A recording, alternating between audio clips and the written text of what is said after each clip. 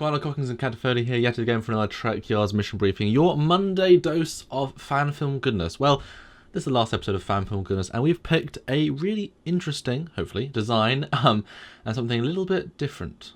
What are we doing today, Stuart? This week, we are taking a look at a rather interesting ship, kind of an in-between step from TOS to TMP, and the hero ship of the Sulu fan film, Yorktown, A Time to Heal. So we're looking at the USS Yorktown. Designed by the one and only, there's only one of him, Andrew Probert. She's something familiar and yet different. I'm eager to analyse her and really see what she's made of and see what Stuart thinks about her. So Stuart, take us into this first picture. First picture is a beautiful shot of shuttles approaching the ship. Yes. Kind of JJS, only not ugly. And I'm sorry I had to. And something kind of nice, actually. I didn't realise this, but Roland Barron, he did the model. He's the guy that was on Of Gods and Men and of Renegades, and he built the Icarus for Renegades. Really amazing modeler, hence the beautiful model. Yeah, so do you remember when you first saw this ship? It's kind of an odd, you sometimes hear about the Sulu fan film, then it goes dark and you hear something else. But when was the first time you saw this ship? Or what was your first thoughts? This version of the ship I saw maybe a month ago when we filmed our top 10 favorite fan film ships. I didn't really know this existed. So this version of it I saw then. I've seen other Yorktown class versions over the years, but this one, this was a month ago. And I was really impressed with it, and I couldn't believe that I hadn't seen it before. So thank you very much for having it on your list, because otherwise I might not know about it. Yeah, I've known about it for like a year, 2 years, this version, and then before that I knew about the film, but not this version. I think she's a cool design. I like the in-between. It's obviously more TOS, clearly, but there are those elements of TMP, and obviously this was designed by Andrew Probert, so he had to think, well, what do I add between the two?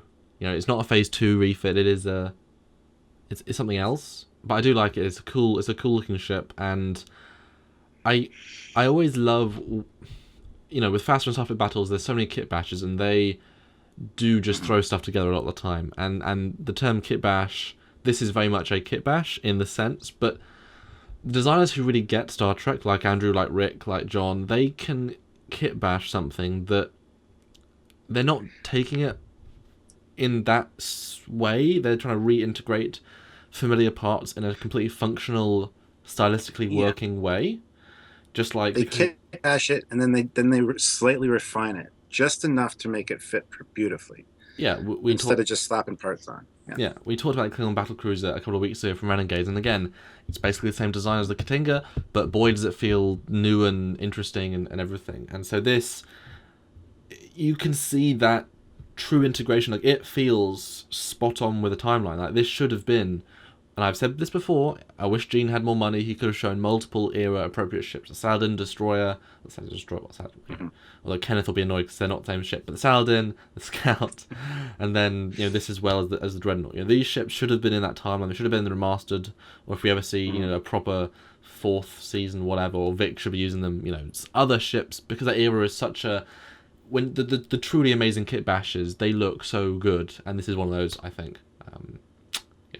I agree. All right, so moving on to the next picture. This is a great shot of it from the top, and we've got the registry number of NCC 1704. Keep that in mind, guys, because that might come in. And that's later. One less than Excalibur, 1705, I think. Indeed.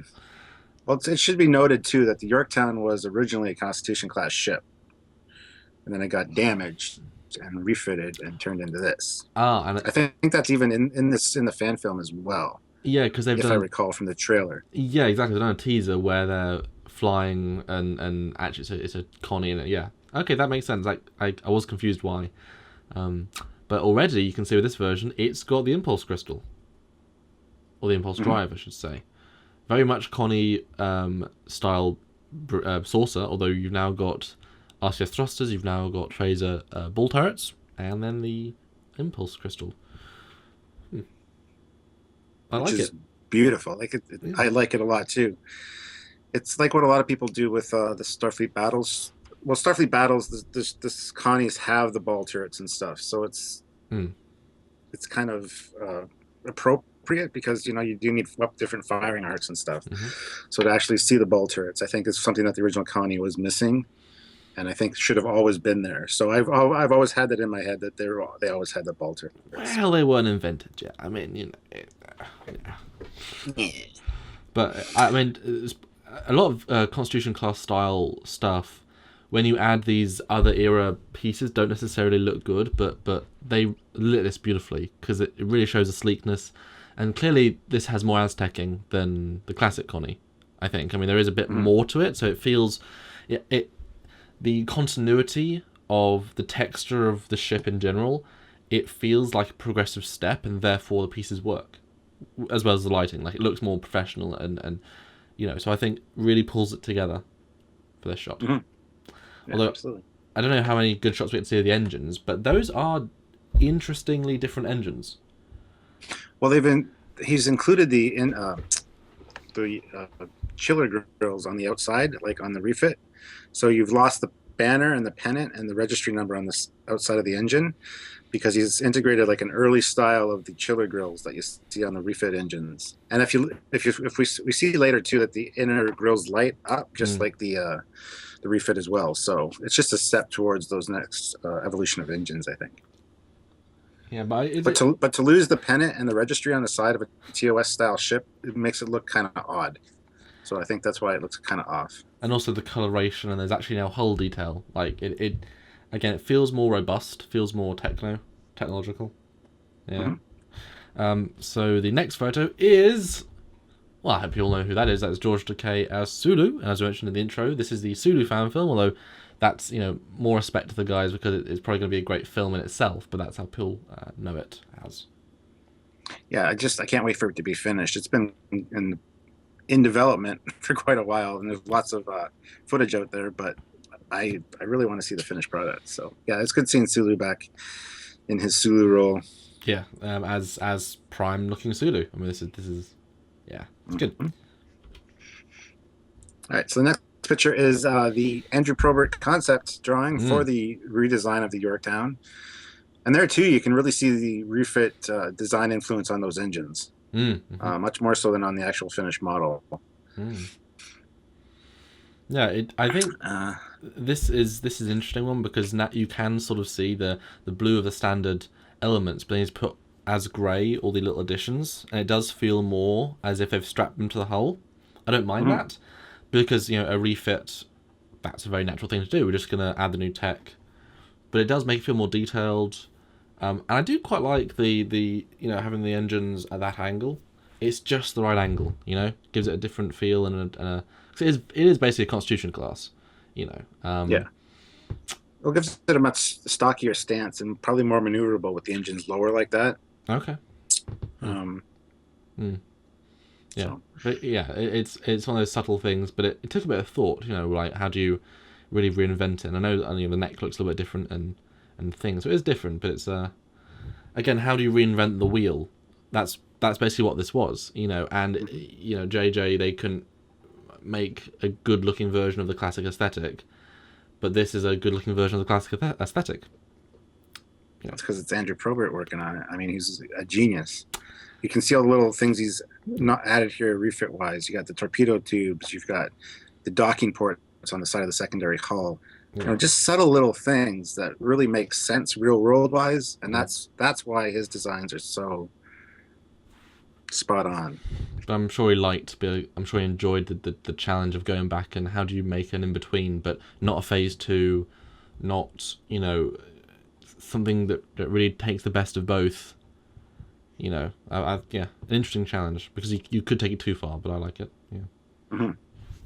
And the next photo looks like orthographics of a model. No, don't know if it's the exact same model because the bridge module looks a bit more blown out, and the sensor dome looks a little bit different. But yeah, it's a different version of it for sure, and it's also again a different registry number.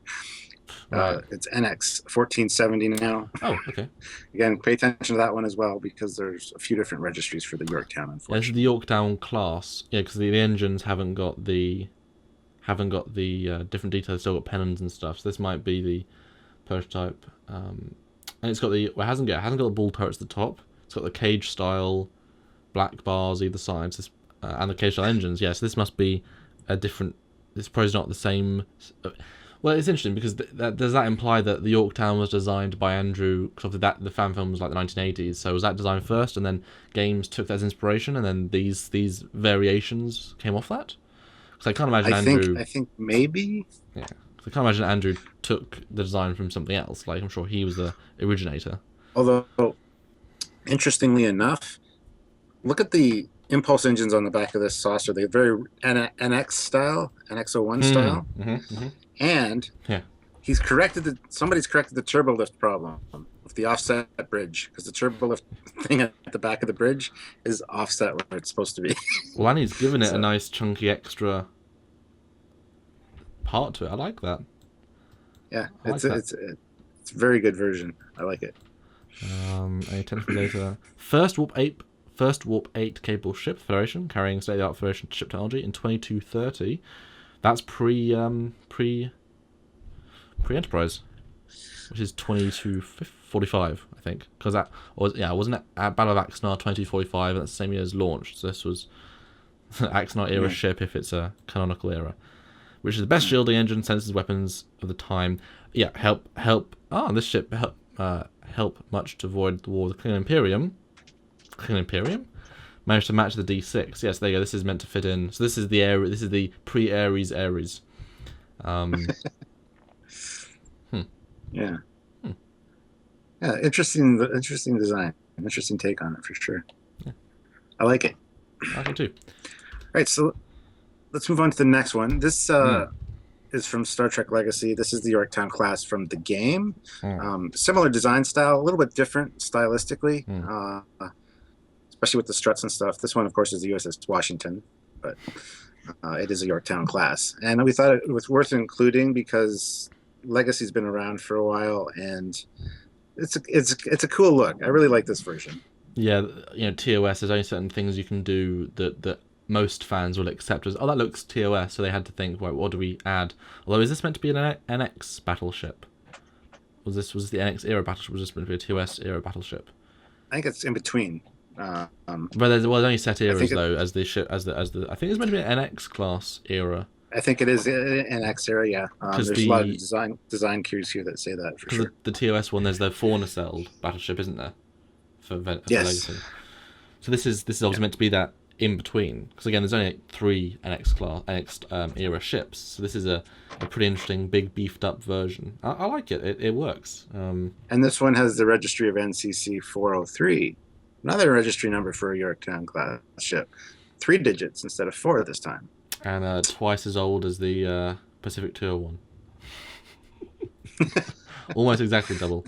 Well, this obviously breaks Andrew Probert's rule of engines, because the pylons are forcibly in between. You can fix that like that. But it's not Andrew Probert's rules. It's Gene Roddenberry's rules. And sure. It's only that the nacelles need 50% line of sight of each other. So the inner grill has 50% at least showing to the other side. Okay, sure. So, okay. You guys are going to love that. Yeah, but Andrew did still like to have 100% though. He did. He would always make 100, so he would still say this probably doesn't work. What do you think of, though, having that overslung yet... or underslung Personally, I like it. It's a different take. I do dig it. It's different. Yeah. Yeah, I like it a lot, actually. Yeah. I'm not one for the rules for line of sight and stuff. It just because they get broken in canon. We talk about that in a specific episode. Yes, we do. Pardon? Because they get broken in canon, so we know they're fixed. Yes. Anyway, Indeed. The next photo is from hopefully going to be a fantastic mod. The same guys that made Star Trek Armada 3 for Sins of the Solar Empire. They're doing an Axanar mod. Amazing models, amazing things, and this is another Yorktown, clearly based off of the one we just saw from Legacy, but with the Axanar style engines, which looks good with the chiller grills, as you said, slightly more refined put in. I like it. This one has the cage style, whereas the Axanar ones don't. This is an interesting little subtle, for those who understand ship design, that subtle little step in between. You've now got the black grills either side of the main hull. Saucer, sorry. And if you notice too, this one has no registry numbers. So that's another registry number thing. Well, no, I'm just kidding. Yeah, Armada doesn't have registry numbers because obviously you can build 10,000 Voyagers. They just don't use registry numbers. Just makes it easier. So they're all blank ships, which is fine. But looking forward to the mod. Great looking model. Release it already. Be great. I'd love to fight. I'm looking forward to sending the Ares against 10 D6s and then fly 1,000 D6s against the Ares. Ha ha ha. Anyway. All right. So next picture is ortho of the. Well, it's similar to the one from Legacy. I think it's a little different. Well, it says credits Yorktown by Star Trek Legacy, so this is based on the same design. Yeah, but it looks more TOS-ish than NX era. Personally, I think. And they've changed the front deflector dish. They've now got a secondary bump, which I do not like. The small dish. Not a fan of that. Oh, you've got 4 arboretums though. If you look at the bottom shot, those 4 windows, yeah, which is kind of cool actually. Yeah, you've got the Where No Man Has Gone Before grills at the back, which is a nice little artistic cue, and then impulse. I'm sure honestly that's probably just one arboretum that's like the refit just takes up the whole deck, and there's just 4 different windows for it. I'm just saying, I don't think there's 4 arboretums. Maybe 2 at the most. It is interesting though seeing the back and the front, because obviously you live and breathe the Connie, so you know exactly the curvature of that Connie saucer. Tell me that saucer from the front is an odd saucer, curvature and everything. It's very odd, and that speaks more to the NX style than a TOS Connie. Yeah, I don't like it. I don't like how that curvature. I don't like it either. It looks like they've thrown a pancake, and it's kind of. I don't know. It looks like a pancake. It's a bit odd. I don't know. But the top looks good and other angles look good. Yeah. All right. So the next shot is a Constitution class USS Yorktown. This is NCC 1704. Yep. Okay. Not a whole lot to say about it. This is it before the accident, I guess, before they had to refit it. Yep. Looks like a shot. The lighting looks like the same from the movie. So this is probably the pre-scene. Same. So just a standard Connie, and then it gets refitted. I'm just going to quickly move on to the next shot. This is from the comics. This is the Yorktown getting destroyed. Oh. And in this case, the registry is NCC 1717. So I don't know. The Yorktown registry is just a thing that is one of those Star Trek conundrums. It just changes all the time. Well, I mean, it's one of those things that someone at the dawn of time, they just said, it's called the Yorktown, make it 1717, whatever, you know. And then later on, somebody really cares, like the designers of Yorktown Time to Heal, like, what makes more sense? Probably. We don't know. So they try and really think it through and say what makes more sense. Yeah. Well, Roddenberry, the Yorktown was kind of always in his original pitch for Star Trek.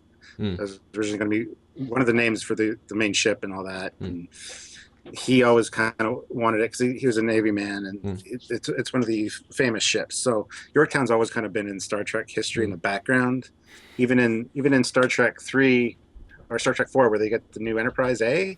Originally, Gene said that it was the Yorktown, which was built, and then they just changed the registry in honor of the new crew. So new lick of paint. Yeah, exactly. Very nice. But the next photo is, again, shots the same vessel, although now the nacelles underslung. I think this must be a later version when they sort of refined it, because the saucer looks Connie style. The looks like that right design. They've fixed the nacelles to be lower and with the cage style tips. Yeah, cage style saucer and tips on the Visage. Yeah, and again, NCC 420 this time. Yeah. So it's interesting. Pay attention to Yorktown's registry numbers whenever you see it. I prefer this one. I kind of like that front profile. I don't know. Well, that front profile is excellent, I think. Yeah. Yeah, I like this a lot. And it's even got the bridge module, the oversized bridge module. Big bridge module, cage style. Yeah. Yeah. And the next shot is from Star Trek 4, where the alien probe is actually disabling the Yorktown. Now, we just mentioned that the Yorktown was supposed to be, Gene said that it was the one that got changed to the Enterprise A at the end of Star Trek 4. Apparently that's because this one got, I don't know, Anyway, it's inconsistent, but this is the captain of the USS Yorktown in Star Trek 4. Just got to say that. Well, they make solar sails, and it's obviously damaged, and there's smoke behind them. So presumably this one goes back to space dock. They start repairing it, and then they get that ship because it's the only Connie in the space dock. There you go. Well, to see the A was supposed to be a brand new ship though, so that doesn't make sense as far as that goes. So well, to be fair, you could fix that by saying this is maiden voyage. This is a test around the solar system, as it were. Whale probe comes in, and this captain gets demoted already, or different ship. You got a Connie. Yeah, we're gonna reissue you with a LX. It's like, but they're 100 years old. Yeah, they are. Yeah, but Kirk's back, and he saved the planet. We're giving him a captaincy. We're just gonna rename your ship. Yeah, we're just gonna demote him from admiral to captain. Just oof. Punishment. Yeah.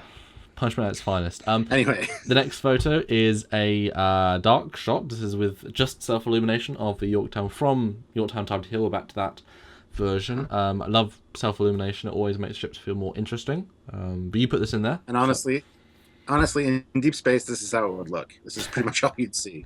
But this one I felt needed to be included just for the simple fact that you got that blue glow behind the deflector.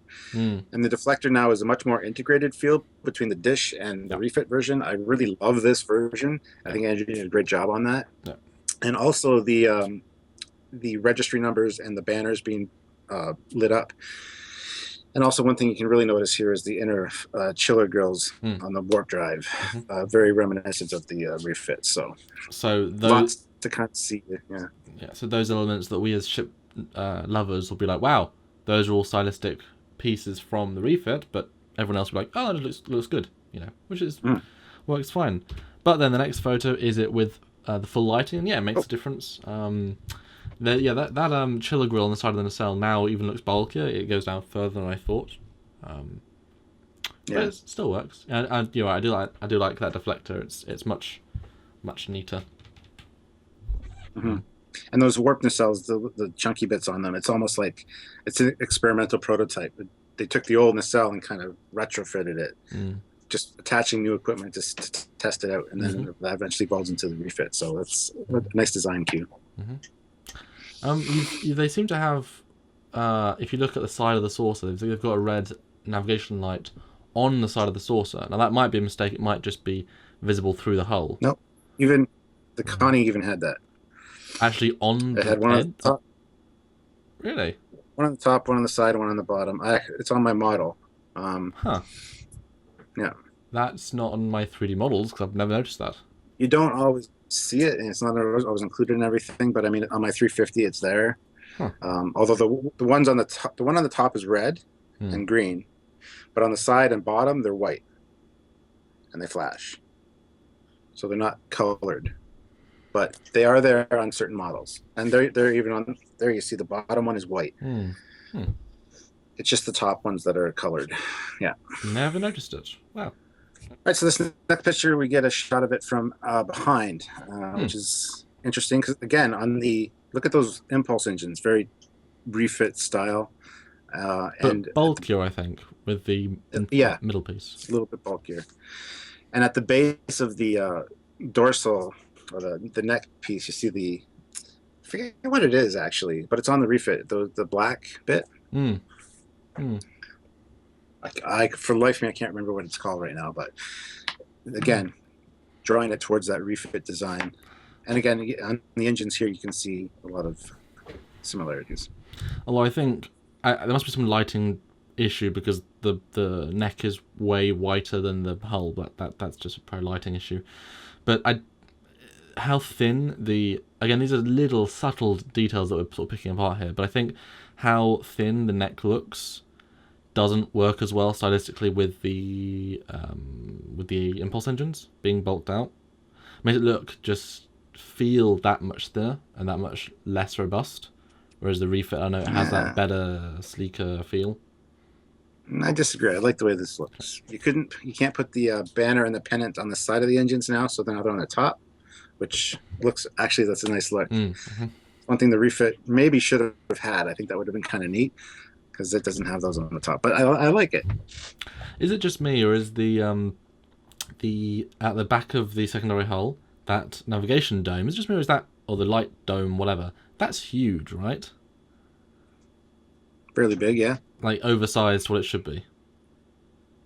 No, it's same as it was on the TOS Connie. Are you sure? Because that looks really... Because I always can think of it as just a normal Spotlight, small... No.